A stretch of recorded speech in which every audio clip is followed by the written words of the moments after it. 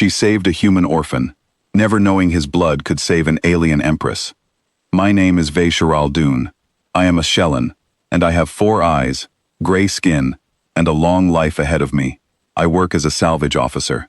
My job is simple. When a ship breaks down in space, or when it crashes, I go and check what can be saved. Most days, I find broken machines. Some days, I find nothing at all. But one day, many years ago, I found something that changed my whole life. It was a quiet morning when my ship received a signal. A human transport ship had crashed on a small moon. It was an old ship, carrying families who were moving to a new colony. The signal said there might be survivors, but no one was sure. My team was sent to check. When we landed, the ship looked terrible.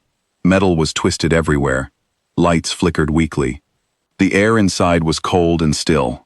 I walked through the broken halls with my scanner, expecting to find nothing but silence. That is when I heard it. A small sound, something between a cry and a whisper. I followed the sound until I found a young human boy trapped under a fallen metal beam. He was covered in dust, his clothes torn, but his eyes were wide open and full of fear. I checked my scanner. According to it, the air around him had been almost gone for many seconds before the emergency systems sealed the area. Any normal being would not have survived that, but he did. I lifted the beam carefully and pulled him out. He grabbed my arm tightly, as if letting go would mean falling into nothing. I looked at him, and for a moment, I did not know what to say. He was so small, so fragile, yet somehow still alive. "Are you going to help me?" he asked. In broken Sellan words he must have learned from the ship's emergency messages. I did not answer right away. My duty was only to search for survivors and report them to the medical team. That was all. But something about the way he looked at me made me forget my duty for a moment. I nodded and said, "Yes, I will help you." His name, according to a tag on his suit, was Tomas. I later learned that his parents did not survive the crash. He had no other family. In Sellan society, lost children are usually sent to large group homes until they are old enough to work. But something inside me could not accept that plan for him. I made a request to keep him with me, to raise him myself. It was not an easy request. Many people said no. Humans and Sellans had fought wars before, and trust between our people was still weak. But I did not give up, and after many months, my request was finally accepted. From that day, my quiet life as a salvage officer became something new. I was now also a caretaker, a guardian, and in many ways, a mother. Raising Tomas was not always easy.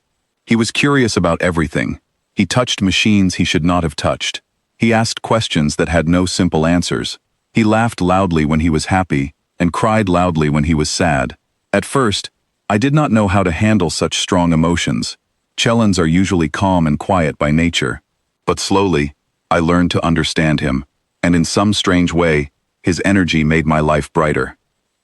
We lived aboard my salvage ship for many years. He grew up around broken engines and old star maps, instead of toys and picture books. He learned to fix small machines before he learned to read properly. He loved asking me about the stars we passed and the worlds we visited. Sometimes, at night, he would ask me why Sealans rarely became sick, while humans, according to old stories, used to get sick often. I told him it was because our bodies had changed slowly, over thousands of years, to resist most illnesses. I did not know, back then, that his own body held a secret far greater than mine. As Tomas grew older, he became interested in medicine. He wanted to understand how bodies worked, how illnesses could be treated, and how lives could be saved. I supported him fully. He studied hard, first through basic lessons I gave him myself, and later through advanced training programs designed for both humans and Sellans working together. By the time he became an adult, he was already respected as a skilled medical worker, known for his patience and care. Life moved forward, as it always does. Tomas eventually left my ship to work with a medical team that helped both human and Sellan communities. I stayed in contact with him as often as I could, though our schedules often kept us apart. I was proud of him, more than words could express. He had grown from a frightened boy trapped under metal to a strong young man who healed others. Then came the day I received an unusual call. It came through a secure channel, one Tomas rarely used unless something important was happening. His voice sounded different. both excited and nervous at the same time. "Mom," he said, using the human word he always used for me, even though it did not fully match our language. "I need to tell you something. Something strange is happening."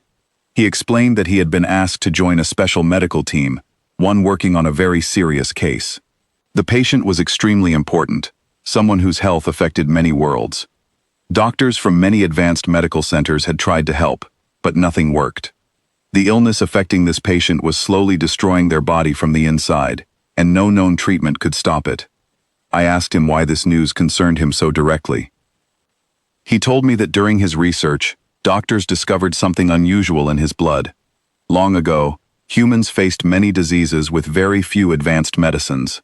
Because of this, some human bloodlines developed strong natural defenses, passed down through many generations. Most humans today carried only weak traces of this defense, but Tomas, for reasons no one fully understood, carried an unusually strong version of it.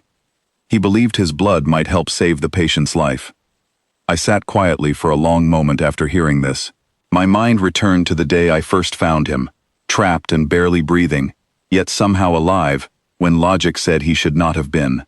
Perhaps his strength had always been there, waiting quietly inside him. I asked him who the patient was. He paused before answering. "The Empress," he said softly. "Empress, Ashavel Kirnathi." I felt a strange mix of pride and fear rise inside me. The Empress was known across many worlds as a strong and wise leader. If she was dying, it meant trouble not just for her, but for the peace between many different species, including our own. Tomas told me the doctors wanted to test whether his blood could help create a treatment. It would not be a simple donation.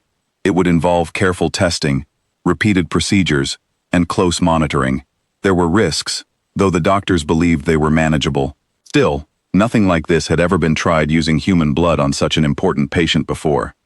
I told him honestly that I was worried. I reminded him that even small risks could become dangerous when dealing with something so new. I asked him if he was certain he wanted to do this. He answered calmly, though I could hear the seriousness in his voice. "Mom, you once pulled a stranger's child out of a crashed ship without knowing if it was safe for you. You didn't wait to think about the risks. You just helped. Isn't that what you always taught me? That helping matters more than being completely safe?" I did not have a strong reply to that. He was right, in his own way. I had never regretted the choice I made that day, even though it changed my entire life. How could I now tell him not to make a similar choice of his own? In the end, I told him I trusted his judgment, but I asked to be there when the procedure happened. He agreed. The medical facility where the treatment took place was calm and quiet, filled with soft lights and careful movements from doctors and assistants. I stood in an observation area above the room, watching through a clear window, as Tomas sat calmly, while medical equipment worked around him. My hands gripped the railing tightly. I was not a doctor. I did not fully understand every machine or every number on the screens, but I understood one thing clearly. My son was doing something brave, something that could help save countless lives, not just one. The process took many hours, spread across several days. Each time, Tomas remained calm, even smiling gently at me through the window, whenever he noticed I was watching. Slowly, reports began to arrive. Small improvements were seen in the Empress's condition. Doctors adjusted their treatments carefully, using what they learned from his blood to create something new, something that seemed to finally work where nothing else had. Weeks later, official news spread across many worlds. Empress Ashavel Kirnathi had recovered.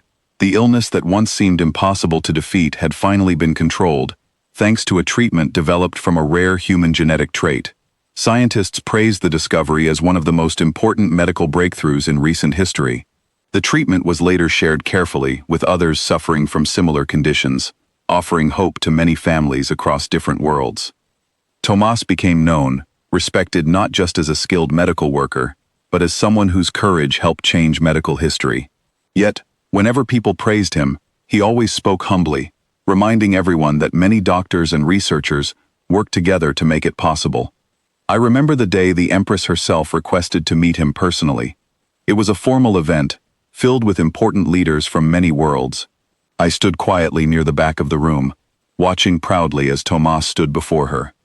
The Empress, known for her strength and calm nature, bowed her head slightly toward him, a gesture rarely given to anyone. She thanked him deeply, saying that his courage had given her, and many others, a second chance at life. Tomas smiled gently and replied that the real lesson he learned came long before that day. He said someone once pulled him out of danger, without asking what he was worth, or whether it was safe to help. That lesson, he said, stayed with him his entire life, guiding him to help others whenever he could. I did not need him to say my name for everyone in that room to understand who he meant. Standing there, watching him speak with such calm confidence, I thought back to the frightened boy I once found trapped beneath broken metal, barely breathing, yet somehow alive against all odds. I never imagined that saving one small life that day would one day help save so many others, including someone as powerful as an empress. Sometimes, the smallest choices we make end up shaping much bigger stories than we could ever imagine. I did not save him because I thought he would become important one day. I saved him simply because he needed help, and I could give it. Everything else that followed was simply life unfolding in ways none of us could have predicted. Even now, whenever I look back on that day, I feel no regret, only quiet gratitude. Because sometimes, the greatest gifts in life do not come from grand plans or careful calculations. They come from simple moments of kindness, offered without expecting anything in return. And that, more than anything else, is the story I am proud to tell.